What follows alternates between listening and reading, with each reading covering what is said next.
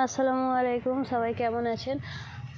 আলহামদুলিল্লাহ সবাই ভালো আছেন, সুস্থ আছেন। প্রতিদিনকার মতো আজকেও একটি রেসিপি ভিডিও নিয়ে আপনাদের কাছে চলে এসেছি।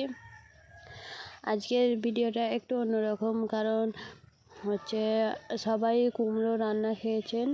আজকে দেখাবো কুমড়োর খোসা কীভাবে রান্না করে খেতে হয়। কুমড়োর খোসাটাকে ভালোভাবে একটু মোটাভাবে খোসাটাকে কেটে নিয়েছি।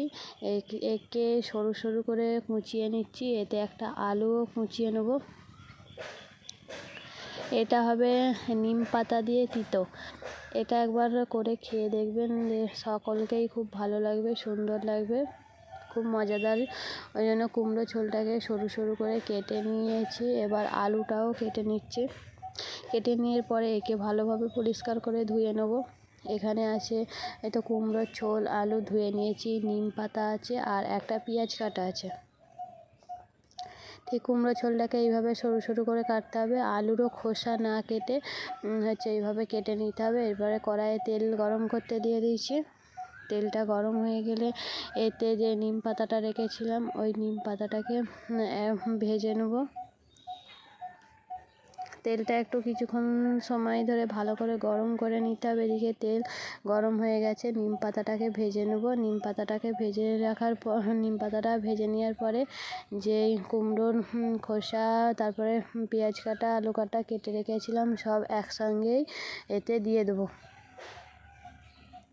একসঙ্গে দিয়ে একটু কিছুক্ষণ ধরে নাড়াচাড়া করে নেব। তারপরে এতে যেই সব মশলাগুলো লাগে তাতে অল্প অল্প, বেশি মশলা দিলে হবে না, তাই অল্প অল্প মশলা দিয়ে দেবো। এখানে আমি নুন দিয়ে দিয়েছি অল্প করে, হলুদ গুঁড়ো, লঙ্কা গুঁড়ো দিয়ে ভালোভাবে নেড়ে চেড়ে নেব, যাতে ভাজাটা হয়ে যায়।